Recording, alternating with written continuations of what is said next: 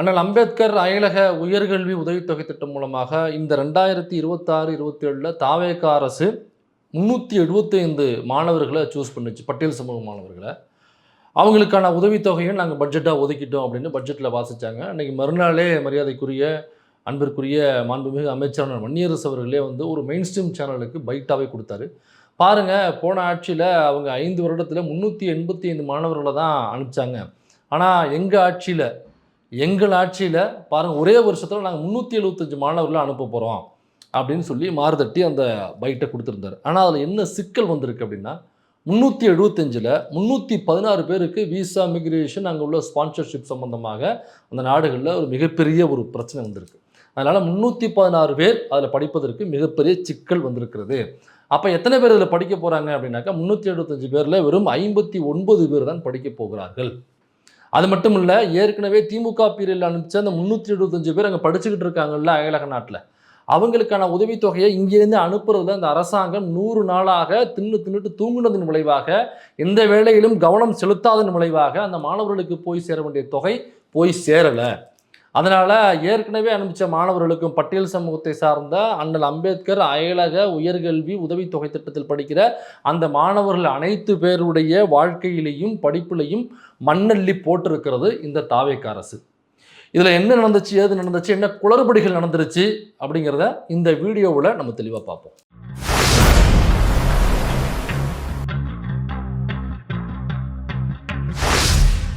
இப்போ நீங்கள் விசிகாவுடைய மாநாடு நடந்துச்சுன்னு நீங்கள் பார்த்துருப்பீங்க. அதில் ஒரு முக்கியமான செய்தி என்னன்னாக்கா, தலைவர் எழுச்சி தமிழர் திருமா அவர்கள் மூச்சு முற்ற அளவுக்கு, மூச்சு திணற அளவுக்கு ஒரு சம்பவம் நடந்து அந்த வீடியோ பயங்கர வைரலாச்சு. அப்புறம் ஒருத்தர் தண்ணி கொடுக்குறாரு, ஒருத்தர் விசிறு விடுறாரு. அதுக்கப்புறம் அவரை கொஞ்சம் ஓரமாக அழைச்சிட்டு போய் அதுக்கப்புறம் தான் அவர் மூச்சு விடுறது திணறாரு. அது பார்த்தாலே தெரியுது.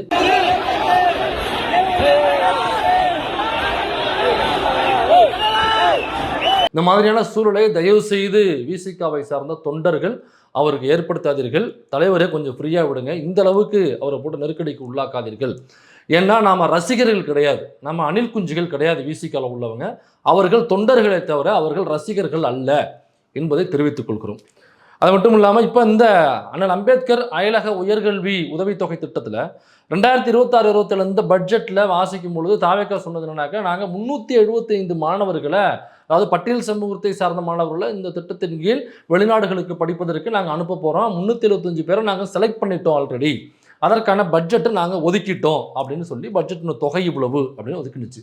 ஆனால் வன்னியரசு அவர்கள் மறுநாள் அல்லது அன்னைக்கு நைட்டோன்னு நினைக்கிறேன் ஒரு மெயின் ஸ்ட்ரீம் சேனலுக்கு ஒரு பைட்டே கொடுத்தாரு. பாருங்கள், திமுக ஆட்சியில், கடந்த திமுக ஆட்சியில் 5 வருஷத்தில் அவங்க அனுப்புனதை விட ஒரே வருடத்தில் நாங்கள் அதிகமான நபர்கள் அனுப்பணும் அப்படின்னு சொன்னாங்க. அப்போ திமுக பேர் அனுப்பப்பட்ட மாணவருடைய எண்ணிக்கை என்ன அப்படின்னாக்கா, 385 மாணவர்களை அவங்க உயர்கல்வி படிக்கிறதுக்கு அயலகத்துக்கு அனுப்பிச்சாங்க. முழுக்க அவங்களுக்கு எல்லா தொகையுமே அரசாங்கத்தின் மூலமாக செலுத்தப்படும். அது விசா தொகையாக இருக்கலாம், அல்லது மற்ற தொகையாக இருக்கலாம், தங்குற செலவாக இருக்கலாம், சாப்பாட்டு செலவாக இருக்கலாம், ஸ்டேஷனரி செலவாக இருக்கலாம், டியூஷன் ஃபீஸாக இருக்கலாம். அவர்களுக்கான ஒட்டுமொத்த செலவையும் தமிழ்நாடு அரசாங்கம் ஏற்றுக்கொள்ளும் அப்படிங்கிறதா அந்த அண்ணல் அம்பேத்கர் அயலக உயர்கல்வி உதவித்தொகை திட்டத்தினுடைய நோக்கம். அதன் அடிப்படையில் தான் 385 பேரை அவங்க படிக்க அனுப்பிச்சாங்க. திமுக இருக்கும் வரை, ஆட்சியில் இருக்கும் வரை அவர்களால் அனுப்பப்பட்ட மாணவர்களுக்கு எந்த நேரத்திலையும் இப்படியாப்பட்ட ஒரு இடைஞ்சல் வந்ததே கிடையாது. நாங்கள் படிக்க போயிட்டோம், எங்களுக்கு பணம் அனுப்பலை, நாங்கள் படிக்க போயிட்டோம், எங்களுக்கு விசா ப்ராப்ளம், நாங்கள் படிக்க போயிட்டோம், எங்களுக்கு படிக்க முடியல, இந்த அரசாங்கம், தமிழ்நாடு அரசாங்கம் எங்களுக்கு அனுப்ப வேண்டிய உதவித்தொகை அந்த பேமெண்ட்டை அந்த மாதத்தில் அனுப்பணும் இல்லைங்களா. இப்போ ஒரு இன்ஸ்டியூஷனில் படிக்கிறாங்கனாக்கா அந்த இன்ஸ்டியூஷனில் இத்தனை மாதம் இவ்வளோ தொகை கட்டணும், அல்லது மெஸ் ஃபீஸ்னாக்கா இந்த மாதம் அந்த மெஸ்ஸுக்கான ஃபீஸ் கட்டணும், ஹாஸ்டல் ஃபீஸ்னாக்கா இந்த மாதம் அந்த ஹாஸ்டலுக்கான ஃபீஸ் இவ்வளவு கட்டணும், ஸ்டேஷனரி ஃபீஸ்னாக்கா ஸ்டேஷனரிக்கு இந்த மாதம் இவ்வளோ ஃபீஸ் கட்டணும் அப்படின்னு இருக்கும் பார்த்தீங்களா.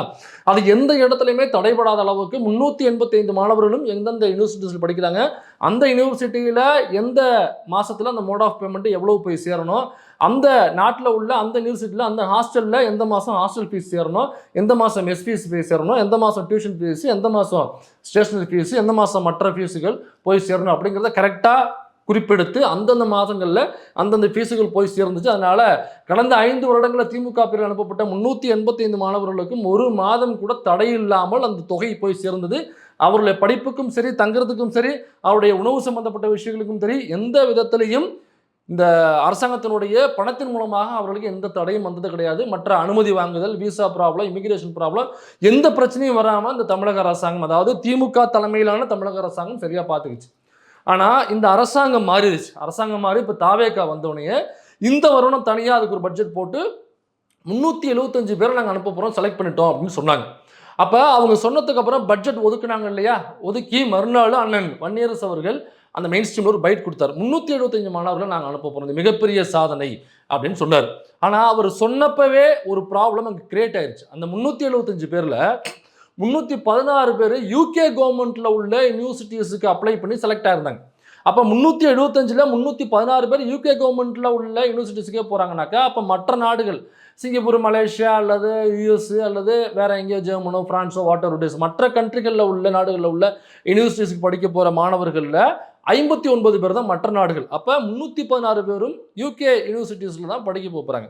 அப்போ யூகே யூனிவர்சிட்டி மூலமாக இப்போ ஒரு சிக்கல் வருது. அங்கே ஒரு ரூல் போடுறாங்க. என்ன ரூல்னா, இந்த இப்போ ஒரு நாட்டிலேருந்து மாணவர்கள் உதவித்தொகை மூலமாக யூகேக்கு படிக்க வர்றாங்க அப்படின்னா, அப்போ அந்த நாட்டில் உள்ள ஒரு ஸ்டேட் கவர்மெண்ட்டு அத்தன்டிகேஷனாக ஒரு லெட்டர் கொடுக்குறதோ அல்லது அவங்க கொடுக்குற ஸ்பான்சர்ஷிப்பையோ எங்களுடைய நாட்டு ஏற்றுக்கொள்ளாது. ஏன்னாக்கா அது ஒரு ஸ்டேட் கவர்மெண்ட்டு. அந்த நாட்டினுடைய யூனியன் கவர்மெண்ட்டு லெட்டர் கொடுத்து அந்த நாட்டினுடைய யூனியன் கவர்மெண்ட்டு ஸ்பான்சர்ஷிப் பண்ணால் தான் ஒரு நாட்டினுடைய ஸ்பான்சர்ஷிப்பாக நாங்கள் எடுத்துக்க முடியும். அதனால் இனிமேல் இந்த ஸ்டேட் கவர்மெண்ட்லேருந்து ஒரு ஸ்பான்சர்ஷிப்போ அல்லது அனுமதி லெட்டரோ அல்லது படிப்பதற்கான மற்ற உரிமைகளுக்கான லெட்டரோ வந்துச்சுனாக்கா அது அந்த நாட்டினுடைய கோரிக்கையாக நாங்கள் ஏற்றுக்கொள்ள மாட்டோம், அது ஏற்றுக்கொள்ளப்படாது அப்படிங்கிற சிக்கல். இது எப்போ வந்துச்சுனாக்கா 2025 சிக்கல் வந்துருச்சு. டிஎம்கே கவர்மெண்ட்டில் லாஸ்ட் இயர் தான் சிக்கல் வந்துருச்சு. அப்போ அங்கே படிக்க போன மாணவர்களுக்கு அந்த சிக்கல் வருது. அப்போ என்ன ஆகுதுனாக்கா, டிஎம்கே கவர்மெண்ட்டில் வந்து அது ப்ராப்பராக பேசி அதை சால்வ் பண்ணி விதிவிலக்கு வாங்கி அதை சரி பண்ணி அந்த படிக்கின்ற மாணவர்களுக்கு அல்லது படிக்க போகிற மாணவர்களுக்கு எந்த சிக்கலும் வராமல் பார்த்துக்கிட்டாங்க. அந்த 2025 முடிகிற வரைக்கும் இந்த தமிழ்நாடு கவர்மெண்ட்டு அது தலைமையேற்றதா, டிஎம்கே தலைமையிலான தமிழ்நாடு கவர்மெண்ட்டு தலைமையேற்று அது எந்த சிக்கலும் வராமல் மாணவர்களுடைய பார்வைக்கே போகாமல் சரி பண்ணி கொடுத்தாங்க. ஆனால் இந்த கவர்மெண்ட்டு மாறினதுக்கு அப்புறம் அதே ரூலு திரும்ப இருக்குது. ஏற்கனவே இருந்த ரூலு தான். அப்போ இந்த டிவிகே கவர்மெண்ட்டு இந்த பிரச்சனை இருக்குன்னு தெரியுமா இல்லையா உங்களுக்கு? நீங்கள் ஆட்சிக்கு வந்து மே 10ஆம் தேதி முதலமைச்சராக பொறுப்பேற்கிறார். மே 10ஆம் தேதி பொறுப்பேற்றிருந்தீங்க. மேலேருந்து ஜூன், ஜூலை, ஆகஸ்ட்டு இப்போ 20 வரப்போகுதுனாக்கா 3 மாதத்தை தாண்டிடுச்சு. அப்போ 100 நாள், ஆமாம் மன்னிக்கணும், 100 நாள் ஆயிடுச்சு இல்லையா? 100 நாள் கொண்டாடினீங்க நேற்று. அப்போ 100 நாள் ஆயிடுச்சுனாக்கா இந்த பிரச்சனை யூகே கவர்மெண்ட்டில் இருக்குங்கிறது 2025 அந்த ரூல் அவங்க கொண்டு வந்துட்டாங்க. அப்போ 2026 நீங்கள் கவர்மெண்ட் மாறினோடனே அந்த டிபார்ட்மெண்ட்டில் ஏடி வெல்ஃபேர் டிபார்ட்மெண்ட்டில் இருக்கிற ஐஏஎஸ் ஆஃபீஸரோ அல்லது அங்கே உள்ள செயலாளர்களோ அல்லது அங்கே உள்ள ஆஃபீஸர்ஸோ அங்கே உள்ள அலுவலக சார்ந்த உள்ள அந்த டிபார்ட்மெண்ட் துறையை சார்ந்த அரசு அலுவலர்கள் உங்களுக்கு தகவலை கொடுத்துருப்பாங்கல்ல, அதை யார் துறை சார்ந்த அமைச்சரோ அவங்களுக்கு தகவல் போயிருக்கும். அப்போ துறை சார்ந்த அமைச்சருக்கு தகவல் போகும்பொழுது ஆக இப்படியாப்பட்ட ஒரு பிரச்சனை இருக்கா, 316 பேர் இதில் அப்ளை பண்ணியிருக்காங்களே, அப்ளை பண்ணி அவங்களுக்கு வந்து சேர்த்துக்கிறேன்னு சொல்லியிருக்காங்க யூனிவர்சிட்டிஸில். 316 பேர் அங்கே தானே செலக்ட் ஆகிருக்காங்க. அப்போ நம்ம 375 கொடுத்தோம்னாக்கா அதில் 316 பேரை நம்ம எப்படி அனுப்ப முடியும்? அப்போ இதை எப்படி சரி பண்ணுறது அப்படி நடவடிக்கைக்கு உள்ள இந்த துறை சார்ந்த அமைச்சர் நமது அன்பிற்குரிய பாசத்திற்குரிய மரியாதைக்குரிய மாண்புமிகு அமைச்சர் அண்ணன் வன்னியரசு அவர்கள் 100 நாள் ஆச்சு இல்லை, என்ன பண்ணார்? இப்போ இந்த பட்ஜெட் ஒதுக்கி எவ்வளோ நாள் ஆகுது?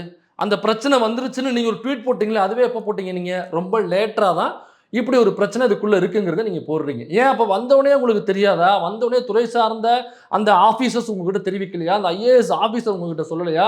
அந்த செயலாளர் உங்ககிட்ட சொல்லலையா? அப்போ இது கூட தெரியாத ஒரு செயலாளர் தான் நீங்கள் செயலாளராக வச்சுருக்கீங்களா? இது கூட தெரியாத ஒரு ஐஏஎஸ் ஆஃபீஸர் தான் நீங்கள் ஐஏஎஸ் ஆஃபீஸராக வச்சுருக்கீங்களா? அப்போ இதை பற்றிய எந்த ஒரு புரிதலும் இல்லாமல், இதை பற்றிய எந்த ஒரு தெளிவும் இல்லாத நபர்களைத்தான் நீங்கள் செயலாளராகவும் ஐஏஎஸ் ஆஃபீஸராகவும் மற்ற அலுவலக சார்ந்தவர்களாகவும் நீங்கள் வச்சுருக்கீங்களா? அப்போ இவ்வளோ நாளாயும் இதில் என்ன நடவடிக்கை எடுக்கலாம்? சரிங்க, ஒரு கவர்மெண்ட் போட்ட ரூலுங்க, ஏதோ தவறு நடந்து போச்சுங்க, கவனிக்காமல் விட்டாங்க, அல்லது புதுசாக அண்ணன் வன்னியரசு அவர்கள் அந்த துறையில் அமைச்சராக போனதுனால அவருக்கு இதை பற்றின ஒரு புரிதல் இல்லாமல் இருந்திருக்கலாம், அல்லது அவருடைய காதுக்கு இந்த தகவல் லேட்டாக போயிருந்திருக்கலாங்க. சரிங்க, அந்த ஆஃபீஸர் அப்போ சொல்லலைனாக்கா அவர்கள் மீது நடவடிக்கை எடுக்கணும்ல. பட்டியல் சமூகத்தை சார்ந்த மாணவர்கள் இப்படி அயலகம் போயிட்டு வெளிநாடு போயிட்டு ஒரு உயர்கல்வி படிக்கிறதுக்கு அருமையான திட்டத்தை கவர்மெண்ட் டிஎம்கே கவர்மெண்ட்டு அந்த லிமிட்டை வந்து அதிகப்படுத்தி, அதாவது இது யார் கொண்டு வந்தனா, இது ஏடிஎம்கே பீரியட்லேயே உண்டு, ஏடிஎம்கே பீரியட்லேயே இது வந்துருச்சு. அப்போ வரும்பொழுது அவங்க லிமிட்டாக என்ன வச்சாங்கன்னாக்கா, அந்த ஆண்டு வருமானம்னு நம்ம வருமான சான்றிதழ் சப்மிட் பண்ணுவோம்ல, அப்போ ஏடிஎம்கே கவர்மெண்ட்டில் என்ன சொல்கிறாங்கனாக்கா, அப்போ வேலை பார்த்த ஐஏஎஸ் ஆஃபீஸர், அந்த ஏடி வெல்ஃபேரனுடைய ஐஏஎஸ் ஆஃபீஸர் செயலாளர் அவங்களாம் பேசிட்டு இந்த வருமான சான்றிதழில் இவ்வளவு வருமானம்னு நம்ம கம்மியாக வச்சோம்னாக்கா, அதாவது வருஷத்துக்கு 2 லட்சம் அல்லது வருஷத்துக்கு 1.5 லட்சம் வருமானம் இருந்தால் தான் அவங்களுடைய பிள்ளையை தான் நம்ம அனுப்பணும் அப்படின்னு சொல்லிட்டு அந்த லிமிட் வச்சாங்க. அப்போ என்ன பண்ணுறாங்க, அந்த துறையை சார்ந்த ஐஏஎஸ் ஆஃபீஸரும் அந்த துறையை சார்ந்த செயலாளர் இருப்பாங்க இல்லைங்களா, அவங்கெல்லாம் அந்த டீம் சேர்ந்து போய் அப்போ உள்ள ஜெயலலிதா அவர்கள் இருக்கும் பொழுது அவங்ககிட்டே போய் சொல்கிறாங்க. அப்போ அந்த அம்மா வந்து கண்டுக்கல, இல்லை இல்லை அது அப்படியே இருக்கட்டும் விடுங்க அப்படின்னு சொல்கிறாங்க. அதுக்கப்புறம் ஐயா ஓபிஎஸ் அவர்கள் இருந்து, அப்புறம் இபிஎஸ் அவர்கள் இருந்து, அப்புறம் ஐயா இபிஎஸ் அவர்கள், ஓபிஎஸ் கொஞ்ச நாள் தான் இருந்தார், அதுவே தர்ம யுத்தம் லொட்டு லோசுன்னு பிரச்சனை போச்சு. அப்புறம் ஐயா இபிஎஸ் அவர்கள் வந்தார். அப்போ இபிஎஸ் அவர்கள் வரும்பொழுது இதே டீம் இபிஎஸ்ட்டு போய் சொல்கிறாங்க, ஐயா இது ஏற்கனவே நாங்கள் கவனத்துக்கு கொண்டு போனோம், அப்போ கவனத்தில் கொண்டு போய் அவங்க கவனத்தில் எடுத்துக்கலாம், ஏகப்பட்ட சிக்கல்கள் இருந்துச்சு, அப்போ அவங்களால வந்து அதை சரியாக இது பண்ண முடியல, அவங்க வேண்டான்னு மறுத்துட்டாங்க, அப்போ இல்லை இந்த லிமிட்டாக இருக்குன்னு சொல்லிட்டாங்க. ஆனால் இது இவ்வளோ வச்சோம்னாக்கா ரொம்ப கம்மியான நபர்கள் தான் இதில் பயனடைவாங்க. ஒரு 3 பேர் 4 பேர் 5 பேர் அப்படி தான் பயனடைவாங்க. 5 வருஷத்தில் மொத்தமாக சேர்த்தோம்னாலே அது ரொம்ப கம்மியாக வச்சுருக்கோம் அந்த லிமிட்டை. அந்த லிமிட்டை அதிகப்படுத்தினோம்னாக்கா பயனாளிகள் அதிகமாக உள்ளே வருவாங்க.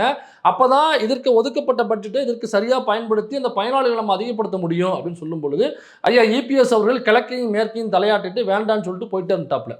அதுக்கப்புறம் டிஎம்கே கவர்மெண்ட் வந்த பொழுது தான் ஐயா மரியாதைக்குரிய முத்துவேல் கருணாநிதி ஸ்டாலின் அவர்கள்ட்ட போயிட்டு அதே டீம் போயிட்டு சொல்கிறாங்க, ஏன் இந்த லிமிட்டை அதிகப்படுத்தணும் அப்படின்னு சொல்லும் பொழுது அந்த விஷயத்த சொல்கிறாங்க. ஓகே இதை ஏன் இவ்வளோ நாளாக நீங்கள் பண்ணாமல் இருந்தீங்க அப்படின்னு சொல்லும்போது போன கவர்மெண்ட்டில் அதை ஏற்றுக்கல அப்படின்னு சொல்கிறாங்க. உடனடியாக அதை பண்ணுங்கன்னு உடனடியாக அதை செஞ்சு அந்த வருமான சான்றிதழ் இருக்கு பார்த்தீங்கன்னா, அந்த வருமானம் ஆண்டு வருமானம் அதை வந்து ரொம்ப அதிகமாக மாற்றுறாங்க. ரொம்ப அதிகமாக மாற்றும் பொழுது தான் பட்டியல் சமூகத்தை சார்ந்தவர்கள்லேருந்து மாணவர்கள் அதிகமாக பயனாளிகளாக உள்ளே வர்றாங்க. அப்போ உள்ளே வரும்பொழுது ஃபஸ்ட்டு பேட்சில் ஒரு குறிப்பிட்ட நம்பர் வந்து அதில் பயனாளிகளாக மாறுறாங்க. அப்புறம் என்ன பண்ணுறாங்க, அதுக்கான பட்ஜெட்டை இப்போ அதிகப்படுத்துங்க, பயனாளிகள் அதிகமாக இருக்காங்கன்னு சொல்லிட்டு அந்த பட்ஜெட்டை அதிகப்படுத்துகிறாங்க. மேலும் நிறைய பயனாளிகள் உள்ளே வர்றாங்க. இவ்வளோ பேர் வர்றாங்கன்னாக்கா இன்னும் அதிகப்படுத்துங்கன்னு சொல்லிட்டு தான் கடைசியாக அந்த அந்த லிமிட்டை அந்த பயனாளிகளை வந்து பட்ஜெட் அதிகமாக ஒதுக்கி பயனாளிகள் அதிகமாக உள்ளெடுத்து அதில் தான் மொத்தமாக 385 பேர் அதில் பயனடைஞ்சாங்க. அப்போ அந்த மோட் ஆஃப் பேமெண்ட்டு கரெக்டாக போய் சேர்றது எல்லாம் ப்ராப்பராக போயிட்டு இருந்துச்சு. அப்போ இந்த கவர்மெண்ட் அப்போ அந்த லிமிட்டை அதிகப்படுத்தினது யாருனாக்கா திமுக கவர்மெண்ட்டில் ஸ்டாலின் அவர்கள் தான் அந்த லிமிட் அதிகப்படுத்தினது ஆண்டு வருமானம் அப்படிங்கிறத. இப்போ ஃபார் எக்ஸாம்பிள் நான் சொல்கிறது வந்து இப்போ 1.5 லேக் அல்லது 2 லேக்னு அப்போ இருந்துச்சுங்க, அதாவது ஏடிஎம்கே பிரிவில். அதனால் அந்த ஏடிஎம்கே ஆண்ட 10 வருடங்கள் இருக்குல்ல, அந்த ஏடிஎம்கே ஆண்ட 10 வருடங்களில் மொத்தமாக அந்த திட்டத்தின் கீழ் பயனடைஞ்ச பயனாளிகள் வெறும் 10 பேர் தான். வெறும் 10 பேர் தான். ஜெயலலிதா அவர்கள் 5 வருஷம் முழுமையாக ஆண்டு, அதுக்கப்புறம் ஜெயலலிதா அவர்களுக்கு அப்புறம் திரும்ப ஜெயலலிதா அவர்கள் ஆட்சிக்கு வந்து அதுக்கப்புறம் கொஞ்ச நாளில் ஓபிஎஸ் வர்றாரு, அப்புறம் திரும்ப இபிஎஸ் வந்துட்டார். அப்போ இந்த 10 வருடங்கள் இருக்குல்ல, ஜெயலலிதா அவர்களே பார்த்துட்டு மாற்றக்கூடாதுன்னு சொல்லிட்டாங்க அப்போவே. அப்போ ஒட்டுமொத்தமாக 10 வருடங்களில் பயனாளிகளோட எண்ணிக்கை வெறும் 10 பேர் தான். அப்போ டிஎம்கே வந்ததுக்கப்புறம் அதை லிமிட்டை மாற்றினதுக்கப்புறம் ஒட்டுமொத்த பயனாளிகள் 5 வருடங்களில் 385 பேர். அப்போ டிஎம்கே கவர்மெண்ட்டு லாஸ்ட்டாக அந்த பட்ஜெட் தாக்கல் பண்ணும்போது என்ன சொன்னாங்கன்னாக்கா, இந்த பட்ஜெட் இதற்காக ஒதுக்கிய இந்த பட்ஜெட் இருக்கு இல்லைங்களா, இதை வந்து அடுத்த முறை திமுக ஆட்சிக்கு வந்ததுக்கு அப்புறம் இந்த பட்ஜெட்டே நாங்கள் டபுள் ஆக்குறோம், டபுள் ஆக்கி இதோட பயனாளிகளையும் நாங்கள் டபுள் ஆக்குவோம் அப்படின்னு சொன்னாங்க. அப்போ தான் நம்ம பல மேடைகளில் பேசும்பொழுது எனக்கு கிடைச்ச எல்லா வாய்ப்புகள்லையும் எல்லா மேடைகள்லையும் நிறைய வீடியோக்களில் நான் இந்த திட்டத்தை பற்றி சொல்லியிருக்கிறேன். பார்க்குறவங்களுக்கு கண்டிப்பாக தெரிஞ்சிருக்கும். அப்போ 385ங்கிறது அந்த பட்ஜெட்டை டபுளாக ஆக்கியிருந்தாக்கா இப்போ ஆட்சிக்கு வந்தனால இந்த பட்ஜெட் வாசித்தாங்க இல்லையா, இதில் அவங்க ஏற்கனவே சொன்ன பட்ஜெட்டில் அதிகமாக போட்டிருப்பாங்க. அப்போ இந்த 385 பயனாளிகள் அப்படிங்கிறது 700 800 பயனாளிகளாக மாறியிருப்பாங்கனாக்கா பட்ஜெட் டபுளாக இருக்கும். ஸோ அதனால் இந்த பயனாளிகளும் அதிகமாக இருப்பாங்க. ஆனால் இவங்க வந்து 375 பேர் தான் பயனாளிகள். சரி ஓகே பரவாயில்ல. ஆனால் அதில் இப்படி ஒரு சிக்கல் இருக்குது அப்படின்னு தெரிஞ்சும் இந்த ஐஏஎஸ் ஆஃபீஸரு ஏற்கனவே டிஎம்கே பீரியடில் இருந்த ஐஏஎஸ் ஆஃபீஸர் எப்படி கண்ணுங்கருத்தமாக அதில் செயல்பட்டாங்களோ, அந்த செயலாளர் எப்படி செயல்பட்டாங்களோ, அந்த அரசாங்கத்தின் பார்வை கொண்டு போனாங்களோ, அதே மாதிரி இப்போ உள்ள அந்த ஐஏஎஸ் ஆஃபீஸர் அந்த செயலாளர் இதில் தவறு பண்ணியிருக்காங்க. தவறு பண்ணதுனால தான் இதை வன்னியரசருடைய பார்வைக்கு போகாமல் இருக்குது. அப்படி இல்லைனாக்கா வன்னியரசன் பார்வைக்கு போயிட்டு அவர் கண்டுக்காமல் இருந்தாரா? இப்போ நம்ம நியூஸ் பார்வைக்கு இந்த யூகே சம்மந்தமான விசா பிரச்சனை இருக்குன்னு தெரிஞ்சுமே அப்போ அண்ணன் வந்து பரவாயில்ல இவங்க பாதிக்கப்படட்டும், தாவேக ஆட்சி இருந்தால் தான் நமக்கு வந்து அமைச்சர் பதவி கிடைக்கும், அல்லது தாவேக ஆட்சி நிரந்தரமாக இருக்கணும், அதுக்கு வந்து மக்கள்கிட்ட கெட்ட பேர் போய் சேரக்கூடாது, அதனால் இதில் பட்டியல் சமூகத்தை சார்ந்த மாணவர்கள் பாதிக்கப்பட்டால் பரவாயில்ல, நம்ம இந்த விஷயத்தை வெளியில் கொண்டு போகாமல் வச்சுக்கணும், அப்போ தான் வந்து பட்டியல் சமூகத்தோட வாக்குகளை நம்ம திரும்ப தாவேக்காவுக்கு வாங்கி கொடுக்க முடியும் அப்படின்னு மனசில் வச்சுக்கிட்டு அந்த அமைச்சர் பதவிக்கு ஆசைப்பட்டுக்கிட்டு அவர் என்ன அந்த ஐஏஎஸ் ஆஃபீஸரு செயலாளர்லாம் சொல்லியும் அவர் வெளியே சொல்லாமல் இருந்திருப்பாரா, அல்லது நடவடிக்கை எடுக்காமல் இருந்திருப்பாரா? சரி, இப்போ நடவடிக்கை எடுக்கலை. இப்போ என்ன பண்ணியிருக்காங்கன்னு எடுத்து பார்த்தோம்னா இதற்காக குரல் கொடுத்துருக்காங்க. யாருனாக்கா அண்ணன் ரஞ்சித் அவர்கள் இதை ஒட்டி இன்னைக்கு ஒரு ட்வீட் போட்டிருக்காரு. அவர் இதுக்காக குரல் கொடுத்துருக்காரு. அது மட்டும் இல்லாமல் அண்ணன் அன்பில் மகேஷ் அவர்கள் இதை குறித்து இன்றைக்கி ஒரு ட்வீட் போட்டிருக்காரு. அக்கா கனிமொழி அக்கா அதை குறித்து ஒரு ட்வீட் போட்டிருக்காங்க. இன்னும் சில பேரும் இதை குறித்து ட்வீட் போட்டிருக்காங்க. அண்ணன் வன்னியரசு அவர்களும் இதை குறித்து ஒரு ட்வீட் போட்டிருக்காரு. அப்போ என்ன ட்வீட் போட்டிருக்காரு அண்ணன் வன்னியரசு அவர்கள்னாக்கா, இந்த மாதிரி இந்த யூகே சம்பந்தமான விசா பிரச்சனைகள் இருக்குது, அதை நாம் உரிய அந்த அமைச்சர்கிட்ட வந்து செயலாளர்கிட்ட சொல்லி இந்த லெட்ரு போட வச்சுருக்கோம் அப்படின்னு சொல்லிட்டு லெட்ரு போடுற வேலையை பார்த்துருக்காங்க. ஐயா விஜய் அவர்கள் என்ன பேசினாப்புல, இந்த கவர்மெண்ட் பாருங்கள் லெட்டர் போட்டு உட்காந்துடுறாங்க அப்படின்னு சொன்னாங்கல்ல, அதே மாதிரி நான் ஒன்னியர் சொல்லி லெட்டர் போட்டு உட்காந்துட்டாப்ல. இல்லை அவங்க சிஎம் சொல்கிறது, நம்ம சிஎம் என்ன பேசினாரோ அதை சொல்ல வரேன், மேற்கோள் காமிக்க வர்றேன். அப்போ லெட்டர் போட்டிருக்கோம் அப்படின்னு சொல்கிறாங்க. லெட்டர் போட்டிருக்காங்கனாக்கா அந்த ப்ராசஸ் எப்போ முடியும்? எனக்கா மாதக்கணக்கில் எடுத்துருச்சுனாக்கா இந்த 316 மாணவர்கள் இருக்காங்கல்ல, அவங்களுடைய வாழ்க்கை என்ன ஆகுறது? திரும்ப ஒரு வருஷம் வெயிட் பண்ணுங்கன்னு சொல்லுவீங்களா? நீட்டுக்கு சொல்கிறது மாதிரி இருக்குது. அப்போ நம்ம கையில் அதிகாரம் இருக்குது. முன்னாடி நம்ம கையில் அதிகாரம் இல்லாமல் இருந்துச்சு. இப்போ நம்ம ஆட்சியில் பங்கு, அதிகாரத்தில் பங்கு, அதிகாரம் நம்ம கையில் இருக்குது. அதிகாரம் நம்மக்கிட்ட வந்தாக்க நம்ம என்ன பண்ணணும்னு ஏற்கனவே பேசியிருக்கோம். அப்போ செய்யணுமா இல்லையா? செய்யணும்னாக்கா அப்போ அது என்ன பண்ண, லெட்டர் போட்டு உட்காரக்கூடாதுல்ல. இப்போ லெட்டர் போட்டதுக்கப்புறம் என்ன பண்ணணும்? அதை சிஎம் வச்சு பேச வைக்கணும். அப்போ அந்த பாருங்கள், இந்த மாதிரி ஒரு பிரச்சனை இருக்குது, அதனால் இந்த ஒன்றிய அரசு உடனடியாக கவனத்தில் கொண்டு எங்கள் மாணவர்களுடைய பட்டியல் சமூகத்தை சார்ந்த மாணவர்களுடைய வாழ்க்கையில் நீங்கள் மண்ணள்ளி போற்றக்கூடாது. உடனடியாக இதை வந்து இந்த ஸ்டேட் கவர்மெண்ட் தர லெட்டருங்கிறது யூனியன் கவர்மெண்ட் தர லெட்டருக்கு சமம். இந்த ஸ்டேட் கவர்மெண்ட் ஸ்பான்சர்ஷிப் தர்றதுங்கிறது யூனியன் கவர்மெண்ட் தர ஸ்பான்சர்ஷிப் சமம். அதனால் இதை வந்து ஒன்றிய அரசே, இந்திய அரசே கொடுத்தது மாதிரி நீங்கள் ஏற்றுக்கொள்ள வேண்டும்னு ஒரே ஒரு லெட்டரில் முடிய வேண்டிய சாதாரண பிரச்சனை அது. அப்போ வெளியுறவுத்துறை அமைச்சர் பேச வேண்டிய ஒரு முக்கியமான பிரச்சனைங்க அது, சாதாரண பிரச்சனையும் கூடாது. அப்போ வெளியுறவுத்துறை அமைச்சரை யார் ஃபாலோ பண்ணுறது? லெட்டர் போட்டாக்கா அவர்கிட்ட போய் சேர்ந்துருக்கும். சரி, அதை யார் ஃபாலோ பண்ணுறது? அதுக்கு தான் தமிழ்நாடு சார்பாக டெல்லி பிரதிநிதின்னு ஒரு பிரதிநிதியை போட்டாங்கல்ல, அரசு பதவி. அந்த அரசு பதவி வாங்கிட்டு டெல்லியில் ஒரு வீடு, டெல்லியில் ஒரு காரு, டெல்லியில் ஒரு டிரைவர், டெல்லியில் ஒரு பிஎஸ்ஓ, தமிழ்நாட்டில் ஒரு காரு, தமிழ்நாட்டில் ஒரு வீடு, தமிழ்நாட்டில் ஒரு டிரைவர், தமிழ்நாட்டில் ஒரு பிஎஸ்ஓ, இதெல்லாம் வாங்கிட்டு உட்காந்துருக்காருல, அந்த தமிழ்நாடு சார்பாக நியமிக்கப்பட்ட டெல்லி பிரதிநிதி இந்த லெட்ரு போட்டாச்சு, தமிழ்நாட்டில் உள்ள 316 பட்டியல் சமூகமானவருடைய படிப்பு பாதிக்கப்படும், நீங்கள் தாமதிச்சிங்கன்னா, அதுக்கப்புறம் யூனிவர்சிட்டிஸில் வந்து லாகினை க்ளோஸ் பண்ணிட்டாங்கனாக்கா திரும்ப எங்களால் சேர முடியாது, அட்மிஷனை முடிச்சிட்டாங்கனாக்கா எப்படி அட்மிஷன் ஆக முடியும் எங்கள் பிள்ளைங்க, நாங்கள் பட்ஜெட்லாம் ஒதுக்கி வச்சு நாங்கள் தயாராக காத்துக்கிட்டு இருக்கோம், இது வந்து எங்களுடைய முதலமைச்சர் சிஎம் விஜய்க்கு வந்து கெட்ட பெயர் ஏற்படுத்தணும் அப்படின்னு சொல்லிட்டு அந்த தமிழ்நாடு சார்பாக நியமிக்கப்பட்ட டெல்லி பிரதிநிதி விஜய் அவர்களுடைய கடைசி திரைப்படமான ஜனநாயகன் படத்தை தயாரித்த அந்த தயாரிப்பாளர் இருக்காருல்ல, அவர் தான் தமிழ்நாடு சார்பாக நியமிக்கப்பட்ட டெல்லி பிரதிநிதி. அவர் போய் சொல்லணும், இது அவருடைய வேலை. அதனால தான் அப்போ அவர் சரியாக இதில் வேலை பார்க்கல. அப்போ அவர் போய் இந்த வெளியுறவுத்துறை அமைச்சரோ அல்லது இதுக்கு சம்மந்தப்பட்ட அந்த சமூக நீதித்துறை அமைச்சரையோ அல்லது அமித்ஷா அவர்களையோ மோடி அவர்களையோ அப்பாயின்மெண்ட் வாங்கிட்டு இவர் ஒரு தடவையாவது பார்த்தாருனாங்க ஃபோட்டோ வந்திருக்கும்ல, தகவல் தெரிவிச்சிருப்பாங்கல்ல, அண்ணன் வன்னியரசு அவர்களை பற்றி தெரிவிச்சிருப்பார்ல, அப்டேட் கொடுத்துருப்பார்ல, ஏன் கொடுக்கல? அப்போ இந்த தமிழ்நாடு சார்பாக நியமிக்கப்பட்ட டெல்லி பிரதிநிதி இருக்காருல்ல, அவர் அங்கே கள்ளப்பொரி சாப்பிட்டு உட்காந்துருக்காப்புல. அப்போ அவர் சம்மந்தமாக போய் அப்ரோச்சே பண்ணல, அழுத்தம் கொடுக்கல. அழுத்தம் கொடுத்தா தானே அது நகரம், லெட்டர் நகரம். போய் நேராக பார்த்து சொல்லணும், ஐயா எங்கள் மாணவர்கள் பாதிக்கப்பட போகிறாங்க, தயவு செஞ்சு லெட்ரு சைன் பண்ணி அனுப்புங்க, நீங்கள் தமிழ்நாடு வந்து எதிரியாக பார்க்காதீங்க, பாருங்கள் எங்கள் முதலமைச்சர் வந்து பாஜகன்ற பேரை கூட பயன்படுத்த மாட்டார், பாருங்கள் மோடின்ற பேரை கூட பயன்படுத்த மாட்டார், அமித்ஷான்ற பேரை கூட பயன்படுத்த மாட்டார், அவ்வளவு நல்லவர், அதனால் நாங்கள் வந்து பிஜேபிக்கு எதிரியே கிடையாது, நாங்கள் வந்து TVK is equal to BJP தான் தமிழ்நாட்டிலே பேசிக்கிட்டு இருக்காங்க, அதனால் நாங்கள் ஒருபோதும் வந்து உங்களுக்கு எதிரானவர்கள் கிடையாது, அதனால் நீங்கள் உடனடியாக நாங்கள் உங்கள் நண்பர், இது உங்கள் சொத்து, அதனால் கையெழுத்து போடுங்கய்யா அப்படின்னு இந்த ஜனநாயகன் தயாரிப்பாளர்கள் பேசியிருக்கணும்ல, ஏன் பேசலை அவர்? இதனால தான் ஆரம்பத்திலே சொன்னோம், இந்த அப்பாயின்மெண்ட் பண்ணும் பொழுது அவர் ஒரு கர்நாடகாவில் பிஸ்னஸ் பண்ணக்கூடிய ஒரு பிஸ்னஸ் மேன், சொந்த ஒரு ஆந்திரா, அவருக்கு தமிழ்நாட்டுக்கு சம்மந்தமே கிடையாது, அவர் எப்படி தமிழ்நாடு சார்பாக டெல்லி பிரதிநிதியாக எப்படி நியமிக்க முடியும்? தமிழ்நாட்டில் உரிமைகள் பற்றி அவருக்கு என்ன கவலை? எப்படி தமிழ்நாடு உரிமைகள் பற்றி அவர் பேசுவார்? கர்நாடகாவில் 3 பேர் சுட்டு கொண்டு விட்டாங்க, இப்போ பேச சொல்லுங்களேன். டெல்லியில் போய் அந்த யூனியன் கவர்மெண்ட்டில் ஐயா இந்த மாதிரி எங்கள் மாநிலத்தை சேர்ந்த 3 பேரை சுட்டு கொண்டுட்டாங்க, இந்த டிகே சிவகுமார் அவர்கள் கேட்க மாட்டேங்கிறாப்புல, உன் வேலையை பாரு, இதெல்லாம் தலையிடாதுன்னு சொல்லிட்டு எங்கள் மாநிலத்தை மிரட்டுறாப்புல அவர், அதனால் என்னென்ன கொஞ்சம் கூப்பிட்டு கண்டிங்க அப்படின்னு சொல்லிட்டு பேசுவாப்லையா? அல்லது அங்கே டெல்லி பிரதிநிதியாக இருக்கக்கூடிய அந்த ஜனநாயக ப்ரொடியூசர் ராகுல் காந்தி கிட்ட போய் அது பேசுவாப்லையா? பாருங்கள் உங்கள் சிஎம் தான், பாருங்கள் எங்கள் சிஎம் வந்து உங்கள் கையை உயர்த்தி தான் நின்னாப்புல, நீங்கள் அவரும் தோஸ்து தானே, ஃப்ரெண்ட்ஷிப் தானே, பாருங்கள் உங்கள் சிஎம்ஏ எங்கள் சிஎம் வந்து மிரட்டுறாப்புல, என்னால் கொஞ்சம் கூப்பிட்டு கண்டிச்சு விடுங்க, இல்லைனா நாளை ரீல்ஸ் போட்டு மிரட்டி விட்டுருவோம் அப்படின்னு ஒரு போய் பேசினாப்லையா? ராகுல் காந்திகிட்ட பேசினாப்லையா? மல்லிகார்ஜுன கார்கேட்ட போய் பேசினாப்லையா?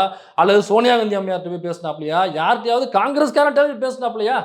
இந்த 3 பேர் இறந்ததை ஒட்டி அப்போ காவிரி நதிநீர் பிரச்சனை பற்றி ஏன் அவர் பேசணும்னு கேள்வி கேட்டோம். அதனால தான் அப்பாயின்மெண்ட் அப்பயே சொன்னோம், இவர் கர்நாடகாவில் பிஸ்னஸ் பண்ணுறாரு. அப்போ கர்நாடகா பிரச்சனை, காவிரி நதிநீர் பிரச்சனையோ, 3 தமிழர்கள் சுட்டுக் கொல்லப்படுறத பற்றியோ அங்கே போய் பேசினாருனாக்கா டிகே சிவகுமார் நாளைக்கு ஆள் இறக்கி விட்டு போலீஸ் விட்டு இவரோட ஆஃபீஸ் எங்கெங்க இருக்கு எல்லாத்தையும் சேஸ் பண்ணுறான்னு சொல்லுவாப்புல. எல்லாத்தையும் சீஸ் பண்ணுவாங்க. பூட்டை மாட்டி தொங்க விடு, இவனுக்கு வந்து ஐடி ரைடை விடு, இல்லைனாக்கா இவர் என்ன ரைடு இருக்கு விடு, ஏதோ ரைடை விட்டு க்ளோஸ் பண்ணு, பூட்டு எழுத்து பூட்டு அப்படின்னு சட்டல் தலையை பூட்டிட மாட்டாவே. டிகே சிவகுமார்னா டம்மி முதலமைச்சர் நடிச்சிங்களா? அவர் அந்த மாநிலத்துக்காக பேசக்கூடியவருங்க. அவர் அந்த மாநிலத்துக்காக பேசுகிறாப்புல, அந்த மாநிலத்தோட ரைட்ஸ் வந்து அவர் பேசுகிறாரு. அப்போ நீங்கள் எப்படி கர்நாடகாவில் பிஸ்னஸ் வச்சுட்டு எப்படி காவிரி நதிநீர் பிரச்சனைக்கு பேசுவீங்க? 3 தமிழர் படுகொலைக்கு எப்படி பேசுவீங்க நீங்கள்? அப்போ இந்த பிரச்சனை எப்படி பேசுவீங்க? இதுதான் ஆரம்பத்தில் நம்ம சொன்னோம். ஆனால் அப்போ பேசும் பொழுது நம்ம தலைவர் எழுச்சி தமிழர் என்ன சொன்னார்னாக்கா, இது அவங்க கட்சி சம்மந்தப்பட்ட விஷயம் அப்படின்னு சொன்னாங்க. அது அரசு பதவி. அரசு பதவி எப்படி கட்சி சம்மந்தப்பட்ட விஷயமா மாறும்? அரசு பதவினாக்கா அது என்னுடைய காசு இருக்குது. இப்போ அவர் பண்ணுற செலவெல்லாம் நான் கொடுக்குற டேக்ஸ் காசு சேர்ந்து தான் அதில் இருக்குது. நம்ம கொடுக்குற டேக்ஸ் காசில் தான் அவருக்கு காரு, வீடு, டெல்லியில் சுகபோகமான வாழ்க்கை, அதுக்கு சம்பளம், அவருக்கான பந்தோபஸ்து எல்லாம் நம்ம காசு. டெல்லியில் வீடு, பந்தோபஸ்து இல்லாமல் நம்ம வீட்டு காசு இது. அப்போ இது எப்படி அவர் கட்சி சம்மந்தப்பட்ட விஷயமா மாறும்? அப்போ இன்னைக்கு இது எங்கே வந்து நிற்குதுன்னா, பட்டியல் சமூகமானவர்களுடைய அயலக படிப்பில் பிரச்சனை வந்து நிற்குது. 316 மாணவர்களுடைய படிப்பு வாழ்க்கையில் வந்து நிற்குது. இப்போ அதனால தான் அன்றைக்கே இந்த நம்ம ரஷ்யாவில் யாரோ ஒரு கவிஞர், நமக்கு பேர் தெரியல, மறந்துட்டேன், அவர் சொன்னதாக நிறைய பேர் சொல்லி நம்ம பார்த்துருப்போம். இது மாதிரி கம்யூனிஸ்டுகளுக்கு பிரச்சனை, நமக்கு என்ன பிரச்சனை விட்டோம், கம்யூனிஸ்டுகளை காலி பண்ணிட்டாங்க. அப்புறம் அங்கே உள்ள ஜனநாயகவாதிகளுக்கு பிரச்சனை வந்துச்சு, அப்போ நமக்கு இன்னும் பிரச்சனை இல்லை, அவங்களுக்கு தான் பிரச்சனை சொன்னால் அவங்கள காலி பண்ணிட்டாங்க. அப்புறம் அங்கே புரட்சிகள் எழுத்தாளர்களுக்கு பிரச்சனை வந்துச்சு, அவங்கள கொண்டாங்க, நமக்கு தான் பிரச்சனைன்னு சொல்லி நான் அமைதியாக இருந்தேன். அப்புறம் மறுநாள் என் வீட்டில் தீ வைக்க மாட்டாங்க, நான் கத்துறேன், எனக்காக குரல் கொடுக்க, எனக்காக போராட அந்த தோழர்கள் யாருமே இல்லை அப்படின்னு சொல்லுவாங்க. அந்த மாதிரி தான் அன்றைக்கி ஆயிருக்கு. அன்றைக்கி அந்த டெல்லி பிரதிநிதிக்கு நம்ம குரல் கொடுத்து மாற்ற வச்சுருந்தோம்னாக்கா, தமிழ்நாட்டின் மீது உரிமைகள் மீது உணர்வு உள்ள, தமிழ்நாட்டின் வரலாறு தெரிஞ்ச ஒருத்தர் அதுக்கு போட்டிருந்தாக்கா, இந்நேரம் டெல்லியில் போய் ப்ரெஷர் பண்ணியிருப்பாங்களா? ப்ரெஷர் பண்ணி என்ன ரிப்போர்ட் வந்து கொடுத்துருப்பாங்களா இல்லையா? அப்போ இந்த 316 மாணவர்களுடைய வாழ்க்கை என்ன ஆகுறது, படிப்பு என்ன ஆகுறது, இப்போ அவங்களுடைய ஃப்யூச்சரு அவள் தானா? இப்போ இது எப்போ சரியாகும்? இன்னைக்கு லெட்டர் போட்டு நாளைக்கு சரியாகிற வேலையா? அப்போ இந்த 316 மாணவர்களுடைய வாழ்க்கை ஒன்று அவ்வளோதான். நமக்கு தெரியல, ஆனால் அப்படி ஆகக்கூடாது. ப்ரெஷர் போட்டு அப்போ பிஜேபிக்கு எதிராக பேச சொல்லுங்க, விஜய் அவர்களை பேச சொல்லுங்க. அப்படி இல்லைனாக்கா அண்ணன் வன்னியரசு அவர்களை அப்டேட் தரணும். ஒரே ட்வீட் போட்டு உட்காந்துட்டாருன்னா என்ன அர்த்தம்? இந்த துறைக்கான அமைச்சர் அவர் தான். 316 மாணவருடைய வாழ்க்கை உங்கள் கையில் இருக்குது, நீங்கள் பேசணுமா இல்லையா? ஆமாங்க, நாங்கள் ஏற்கனவே டெல்லிக்கு பேசிட்டோம், நாங்கள் லெட்ரு போட்டோம், சம்மந்தப்பட்ட பிரதிநிதிகள் பேசிட்டாங்க, அல்லது சம்மந்தப்பட்ட ஆஃபீஸரு அல்லது அலுவலர்கள் தமிழ்நாட்டிலேருந்து நாங்கள் நேரடியாக போய் பேசிட்டோம், பார்த்துட்டோம், எல்லாம் தகவலை சொல்லிட்டோம். ஆனால் அந்த பிஜேபி அரசு தமிழ்நாடு மாணவர்கள், தமிழ்நாட்டில் உள்ள பட்டியல் சமூகத்தை சேர்ந்த மாணவர்கள் என்கிற ஒரே காரணத்துக்காக பிஜேபி அரசாங்கம் அந்த லெட்டரில் சைன் போட மாட்டேங்குது. ஏன்னா தமிழ்நாட்டில் உள்ள பட்டியல் சமூகத்தை சார்ந்த மாணவருடைய வாழ்க்கையை காலியாகணும்னு சொல்லிட்டு அவங்க விருப்பப்படுறாங்க அப்படின்னு ஒரு நிகழ்வு நடந்திருந்ததுன்னா, அப்படிங்கிறத பிஜேபி ரிப்ளை பண்ணியிருந்ததுன்னா, அதையாவது நான் வன்னியரசு அவர்கள் வந்து சொல்லுங்கன்னு நான் சொல்கிறேன். நம்ம கரெக்டாக செயல்பட்டோம், பிஜேபி கவர்மெண்ட் தாங்க செயல்படல, நாங்கள் லெட்டர் அனுப்பிச்சிட்டோம், அவங்க ரிப்ளை பண்ணல, போய் கேட்டோம், கையெழுத்து போட முடியாது அப்படின்னு சொல்கிறாங்க, அப்படிங்கிறத பிஜேபி கவர்மெண்ட்டு இந்த வேலையை பண்ணுதுன்னு வந்து வெளில சொல்லுங்கள். அல்லது சிஎம் வச்சு பேச சொல்லுங்க. அதை எப்படி நீங்க சொல்லுவீங்க? பாருங்க, பிஜேபி கவர்மெண்ட் தமிழ்நாட்டில் உள்ள பட்டியல் சமூகத்தை சார்ந்த மாணவர்களுடைய வாழ்க்கையில மண்ணள்ளி போட்டிருக்கு, படிப்புல அவங்களுடைய ஃபியூச்சர்ல மண்ணள்ளி போட்டிருக்கு. பாருங்க, இந்த பிஜேபி கவர்மெண்ட் தமிழ்நாட்டின் மீது எப்படி மாற்றாந்தாய் மனப்பான்மையுடன் செயல்படுகிறது, தமிழ்நாட்டை எப்படி ஒரு எதிரி மாநிலமாக பார்க்கிறது பாருங்கள் மக்களே. இந்த பிஜேபி கவர்மெண்ட் தான் நமக்கு வேணுமா? இவர்களை எதிர்த்து நாம் குரல் கொடுக்க வேண்டாமா? நாங்கள் உடனடியாக நீதிமன்றம் சொல்கிறோம் அப்படின்னு கேட்டுட்டு சிஎம் அவர்கள் வீடியோ போட்டிருக்கணுமா இல்லையா? அல்லது சிஎம் அவர்கள் ரீல்ஸாவது போட்டிருக்கணும்ல, ஒரு ட்வீட்டாவது போட்டிருக்கணும்ல? பட்டியல் சமூகத்தை சார்ந்த மாணவர்கள் மீது அக்கறை இருந்துச்சுனாக்கா இதெல்லாம் சிஎம் பண்ணணுமா இல்லையா? ஏன் சிஎம் பண்ணல? இதை குறித்து வாயே திறக்கல. இதை குறித்து திமுகவில் வந்து இவ்வளோ பேர் பேசியிருக்காங்க, அண்ணன் பாரஞ்சித் அவர்கள் பேசியிருக்காரு, நாமளும் பல இடங்களில் பேசியிருக்கோம். ஆனால் பேச வேண்டிய சிஎம் இதுவரைக்கும் பேசலைங்க. அவர்கிட்ட தானங்க அதிகாரம் இருக்குது, அவர் தானங்க சிஎம், அவர் தானங்க யூனியன் கவர்மெண்ட்டை பேசணும். அவர் இது வரைக்கும் பேசவே இல்லையே. அப்போ அவரை பேசலைங்கிறதையாவது வன்னியரசன் சொல்லணுமா இல்லையா? நாங்கள் சொல்லிட்டோம், சிஎம் பேசவே மாட்டேங்கிறாரு, பிஜேபின்ற வார்த்தையை பயன்படுத்துறதுக்கே பயப்படுறாரு, அவர் வந்து பார்ப்பனியும் ஆர்எஸ்எஸ்ங்கிற வார்த்தையை பயன்படுத்துறதுக்கே பயப்படுறாரு, மோடின்னு சொல்கிறதுக்கே பயந்து நடுங்கிறாரு, அவர் வந்து பயங்கரமான ஒன்றிய அரசுக்கு பயங்கரமான பயந்தாங்குழியாக இருக்காரு அப்படிங்கிறதையாவது வெளில வந்து சொல்லுங்கள். 316 பேருடைய படிப்புன, வாழ்க்கைன, ஃபியூச்சர்னு நமக்கு அமைச்சர் பதவி முக்கியமா, இல்லை பட்டியல் சமூகத்தை சார்ந்த மாணவர்கள், இளைஞர்கள், மக்களுடைய உரிமைகள் முக்கியமா? அப்போ இதெல்லாம் வெளில தெரியக்கூடாது, நம்மளை அமைச்சர் பதவி போயிடும் அப்படிங்கிறதுக்காக நீங்கள் பேசாமல் இருக்கீங்களா? மக்கள் கேள்வி கேட்பாங்கல்ல. அப்போ எத்தனை பேர் அனுப்ப போகிறாங்கனாக்கா 59 பேர் தாங்க. இது வரைக்கும் 59 பேருக்கு தான் சாங்ஷன் ஆயிருக்கு. அப்போ வெளியில் மட்டும் நம்பரை காமிச்சு மக்களை ஏமாற்ற பார்க்குறீங்க. நாங்கள் பாருங்கள் திமுகவை விட அவங்களாவது 5 வருஷத்தில் 385 பேர் தான். நாங்கள் பாருங்கள் ஒரே வருஷத்தில் 375 பேரை எங்களுடைய கவர்மெண்ட் அனுப்புதுன்னு பெருமை பேசுனீங்கல்ல. அதில் பிரச்சனைனாக்கா நீங்கள் வெளியில் வந்து பேசணும்ல. அப்போ நீங்கள் அனுப்ப போகிறது எவ்வளோ? வெறும் 59 பேர். இது ஒரு பக்கம். இன்னொன்றுனாக்கா இன்றைக்கி ஒரு வீடியோ வைரலாக இருக்குது. அந்த வீடியோ என்னென்னா, மலேசியாவில் ஏற்கனவே திமுக கவர்மெண்ட்டில் இதே மாதிரி ஒரு ஆய்வு படிப்புக்காக இந்த அண்ணல் அம்பேத்கருடைய உயர்கல்வி உதவித்தொகை திட்டத்தில் பயன்பெற்று படிக்க போன ஒரு மாணவர் மலேசியாவில் படிச்சுட்டு இருக்கார். அவருக்கு ஏப்ரல் மாதமே இந்த மோட் ஆஃப் பேமெண்ட்டு போக வேண்டியது. அந்த hostel fees, mess fees, college fees, அவருக்கான மற்ற செலவுகளுக்கான ஃபீஸு அப்படின்னு சொல்லிட்டு ஏப்ரல் மாதம் இது ஒரு மோட் ஆஃப் பேமெண்ட் இந்த மாதம் இவ்வளோ, இந்த மாதம் இவ்வளோ அனுப்புகிறோம்னு சொல்லிட்டு அவங்களுடைய செலவை பொறுத்து அதெல்லாம் கால்குலேட் பண்ணி வச்சுருப்பாங்க. இந்த மாதம் ஏப்ரல் மாதம் போக வேண்டிய பேமெண்ட்டு ஏப்ரல் மாதம் போகலை. ஏப்ரல், மே, ஜூன், ஜூலை, ஆகஸ்ட் 5 மாதம் ஆகி போச்சு. 2025 வந்து மலேசியா வந்தேன். அண்ணல் அம்பேத்கர் அயரக உதவி திட்டத்தின் கீழே வந்து நான் அந்த திட்டத்தின் கீழே தான் நான் இங்கே வந்தேன். கடந்த 2025க்கான tuition fees, living expenses, other fees, books, அதுக்கான செலவுகளை வந்து 2025 எனக்கு கொடுத்துட்டாங்க. அதாவது செகண்ட் இயருக்கு இந்த ஆண்டு 2026க்கு எனக்கு அரசுக்கிட்டேருந்து எந்த ஒரு ஹெல்ப்பும் வரலை. குறிப்பாக ரிசர்ச்சுக்கு எந்த ஒரு ஹெல்ப்பும் வரலை. ஏப்ரலில் வர வேண்டிய என்னுடைய ஆராய்ச்சிக்கு வர வேண்டிய ஃபண்டு ஏப்ரல், மே, ஜூன், ஜூலை, ஆகஸ்ட் கிட்டத்தட்ட 5 மாதமாக எனக்கு வந்து எந்த ஒரு உதவியும் அரசுக்கிட்டேருந்து வரல. அது 5 மாதம் மாணவர் என்ன பண்ணுவார்? இல்லைங்க, அப்போ election time. Okay, election time புரியுது. ஏப்ரல் மாதம் எலெக்ஷன் டைம், சரி ஓகே. ஏப்ரல்லேருந்து மே 10 தான் நீங்கள் பொறுப்பேற்றுறீங்களா பாஸ்? அப்போ ஒரு மாதம் தானே கேப் உங்களுக்கு. ஏப்ரல் மாதம் அனுப்ப வேண்டியது அட்லீஸ்ட் மே மாதமாக தான் அனுப்பணும்ல. மே மாதம் 10ஆம் தேதி தான் நீங்கள் பொறுப்பேற்றுட்டீங்களே. நீங்கள் தான் 8 தலித்துகளுக்கு அமைச்சர் பதவி கொடுத்து தமிழ்நாட்டில் உள்ள ஒட்டுமொத்த தலித் மக்களுடைய ஆபத் பாண்டவனாக இவன் இந்த தலித் மக்களை காப்பாற்ற வந்த நோவா கப்பல் நீங்கள் தானே. அப்போ நீங்கள் வந்த உடனே 10ஆம் தேதி பொறுப்பேற்ற அன்னைக்கு கையெழுத்து அல்லது அன்னைக்கு 3 கையெழுத்து போட்டதுக்கப்புறம் அவங்களை கூப்பிட்டு என்னப்பா அது அந்த அம்பேத்கர் அயல அது உடனே அனுப்புங்க. அதை ஒரு மாதம் ஆகி போச்சு. ஏன் மாணவர்கள் அப்புறம் எப்படி படிப்பாங்க? எப்படி சாப்பிடுவாங்க? காசு இல்லாமல் எப்படி தங்குவாங்க? எப்படி ஸ்டேஷனரிஸ் வந்து வாங்குவாங்க? அவங்களுக்கு பிரச்சனை இருக்காது. எப்படி வெளிநாட்டில் போயிட்டு செலவு அதிகமாக இருக்கும்ல அவங்களுக்கு. நாங்கள் உள்ளூரில் இருக்கிற மாதிரி நம்ம அம்மா உணவகத்தில் சாப்பிட முடியுமா? முடியாதுல்ல. அப்போ அவங்களுக்கு உள்ள செலவுகள் இருக்குல்ல, அது கவர்மெண்ட் பட்ஜெட் ஒதுக்கிருக்குல்ல, அதை உடனே அனுப்புங்க அப்படின்னு சொல்லியிருக்கணுமா இல்லையா? சரி, மே 10 அனுப்பலை. அன்னைக்கு வந்து முதலமைச்சர் பதவி வைத்திருப்பார். அன்னைக்கு பார்ட்டிகள் இருந்திருக்கும், இல்லை அதான் விருந்துகள் இருந்திருக்கும். சரி, அன்னைக்கு முடியாது. மே 11ஆம் தேதி அனுப்பியிருக்கலாம்ல. சரிங்க, அமைச்சரவை உருவாக்குனீங்களாங்க. அதுக்கப்புறம் 100 நாள் என்ன பண்ணீங்கன்னு நான் கேட்குறேன். 100 நாள்னு பீத்திக்கிறீங்கல்ல. இப்போ நான் வன்னியரசு அவர் கூட அவர் ட்வீட் போட்டிருக்காரு. 100 நாள் ஆட்சி, ஒரு யுகத்திற்கான மக்களின் மனசாட்சி அப்படின்னு போட்டு சிஎம்முடைய ட்வீட்டை கோட் பண்ணி போட்டிருக்காரு. விஜயவுடைய வீடியோவை கோட் பண்ணி அந்த ட்வீட்டை போட்டிருக்காரு. ஒரு யுகத்திற்கான மக்களுடைய மனசாட்சி 100 நாள் ஆட்சி அப்படின்னு ரைமிங்கில் போட்டிருக்காரு. இதுதான் மனசாட்சிங்களா?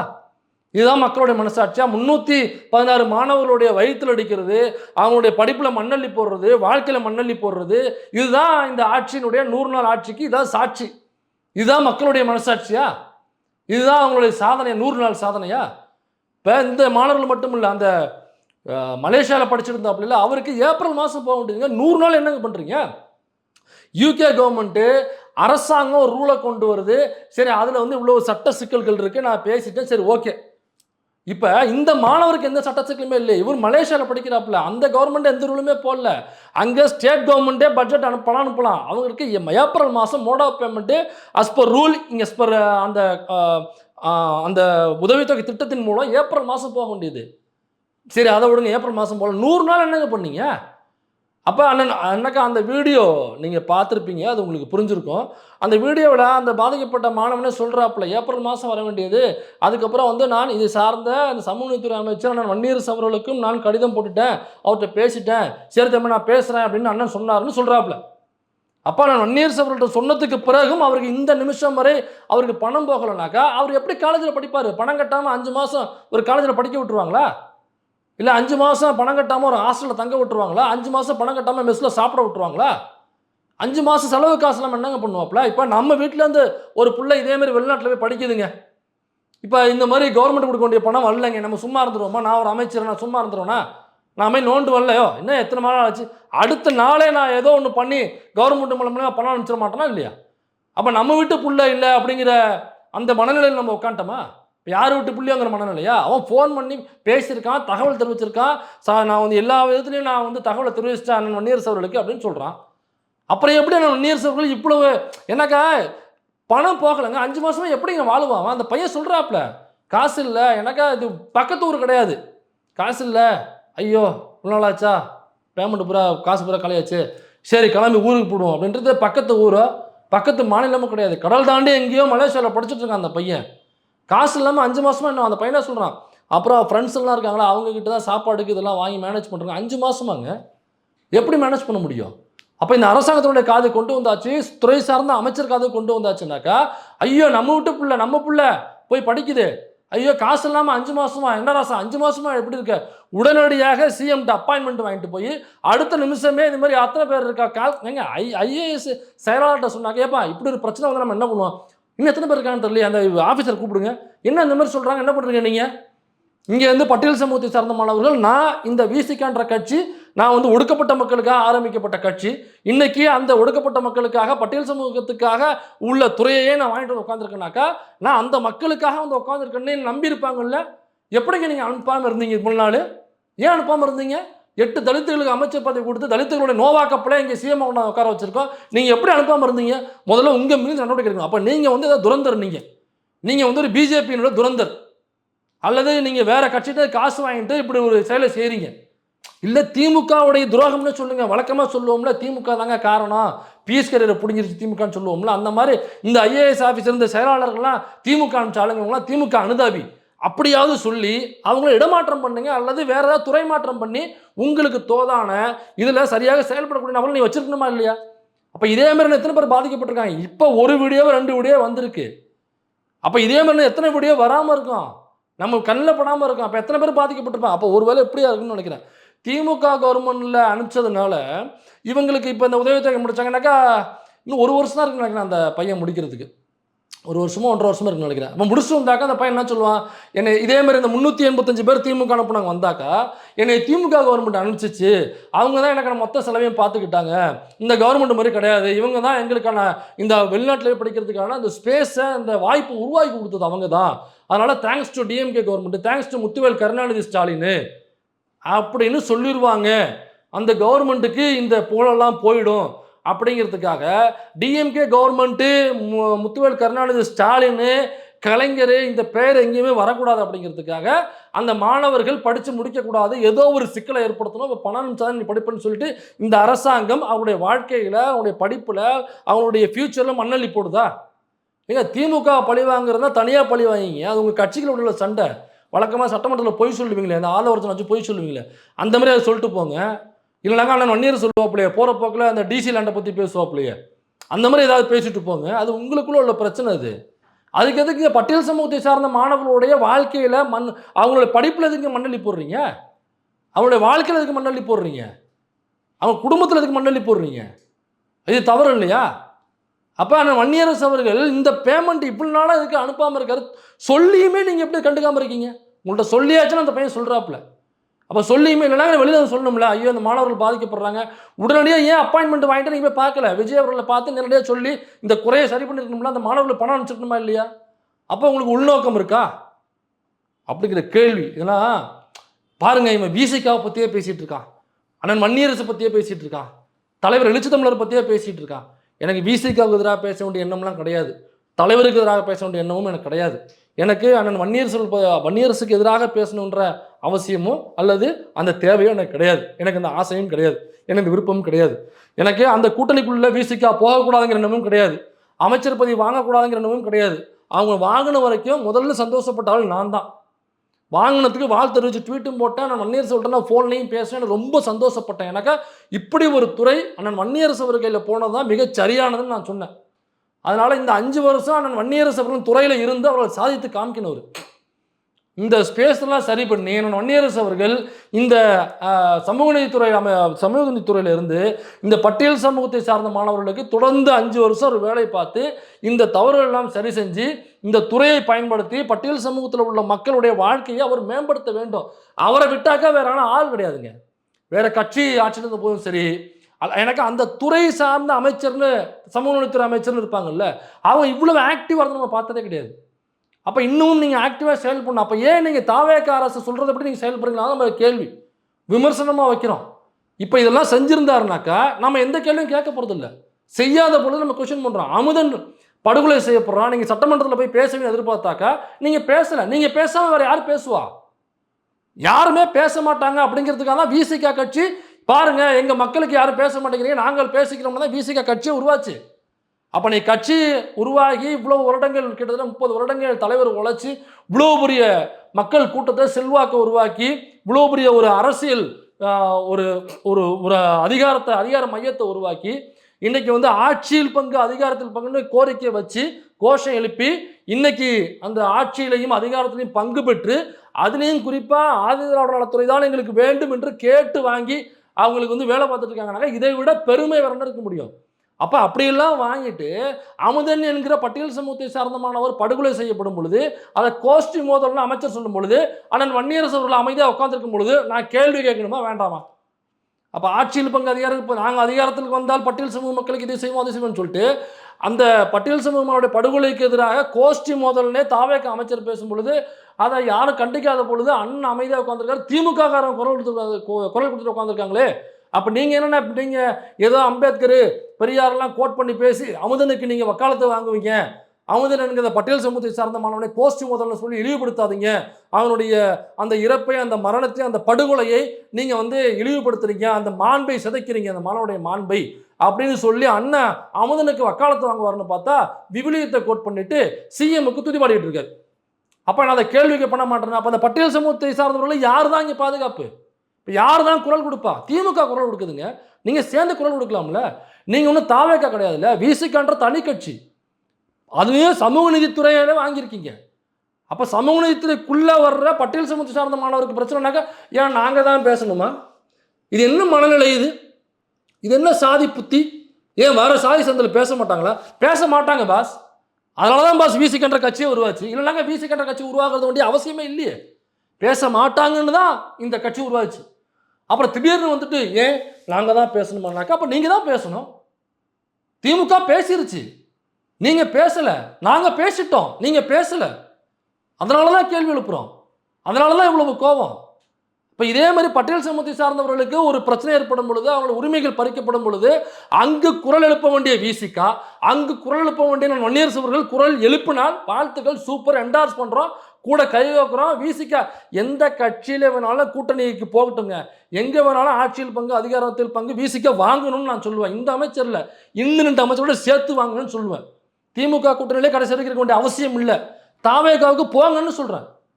இதில் எனக்கு எந்த மாற்றுக்கிறதும் கிடையாது. ஆனால் எங்கே போனாலும் ஒடுக்கப்பட்ட மக்களுடைய குரலாக ஒழிக்கணும். அவங்களுக்கு ஒரு பாதிப்பு, உரிமை பறிக்கப்படுது, பாதுகாப்பு இல்லாத சூழல் வருது அப்படின்னாக்கா அங்கே குரல் எழுப்பணும்.